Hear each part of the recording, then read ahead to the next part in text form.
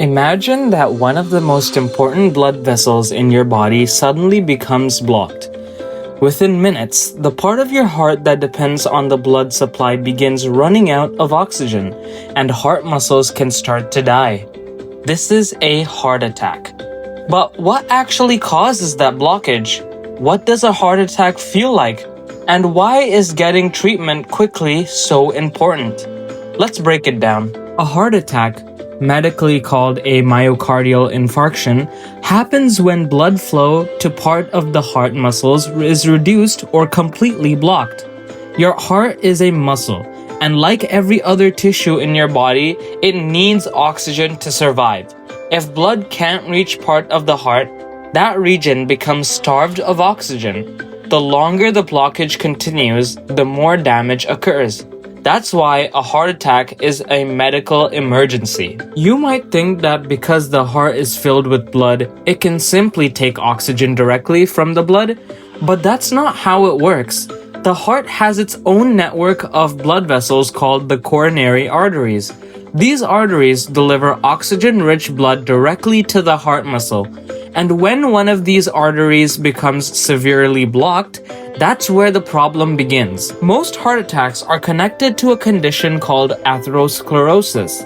Over many years, fatty deposits, cholesterol, and other substances can accumulate inside the walls of coronary arteries, forming what's called plaque. But here's where things can suddenly become dangerous. A plaque can rupture.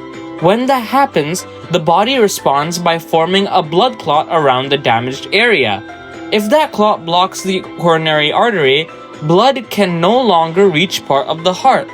And now, the heart muscle is running out of oxygen. At first, the heart cells are simply being deprived of oxygen.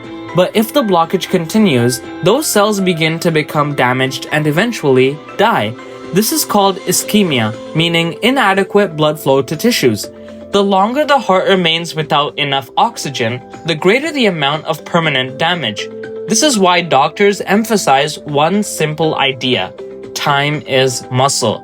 The faster blood flow is restored, the more heart muscle can potentially be saved. So, how do you know you're having a heart attack?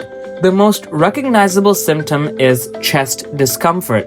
It may feel like pressure, squeezing, fullness, or pain in the center or left side of the chest, but the symptoms don't always stay in the chest. Pain or discomfort can spread to the arm, shoulder, back, neck, jaw, or stomach. Other symptoms can include shortness of breath, nausea, sweating, unusual tiredness, or feeling lightheaded. And importantly, symptoms can vary between people. It's also important to recognize that heart attacks don't always look the same. Women can experience the classic chest discomfort, but they may also experience symptoms such as unusual fatigue, nausea, shortness of breath, or discomfort in the back, shoulder, or jaw. Because these symptoms can sometimes be mistaken for something less serious, recognizing them is extremely important. When a heart attack is suspected, doctors need to act quickly. One of the first tests is an electrocardiogram or ECG, which measures the electrical activity of the heart. Doctors also use blood tests to look for proteins released when heart muscle is damaged, especially a protein called troponin. Additional imaging or coronary angiography may be used to determine what's happening and where the blockage is located. The main goal of a heart attack treatment is simple: restore blood flow to the heart as quickly as possible. Doctors may use medications to prevent or break down blood clots. Another common treatment is angioplasty, where a small balloon is used to open the blocked artery. A small mesh tube called a stent may then be placed to help keep the artery open. In more complex cases, doctors may perform coronary artery bypass surgery to create a new route for blood to reach the heart. So what increases your risk of having a heart attack? Some of the biggest risk factors include high blood pressure, high cholesterol, smoking, diabetes, physical inactivity, and being overweight or obese. Age and family history also play important roles. The important thing is that many of these risk factors can be changed. which brings us to prevention. You can't control your age or genetics, but you can control many of the factors that affect your heart. Don't smoke, stay physically active, eat a heart-healthy diet, keep your blood pressure and cholesterol under control, and if you have conditions like diabetes, work with your healthcare team to manage them. These aren't just lifestyle tips, they can significantly reduce cardiovascular risk. And here's the most important thing to remember. If you or someone around you develop symptoms that could be a heart attack, don't wait to see if they go away. Call 911 immediately.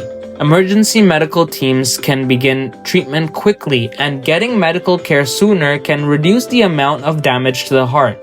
Even if you're not completely sure it's a heart attack, it's safer to get checked. So let's quickly put everything together. A heart attack occurs when blood flow to part of the heart becomes blocked.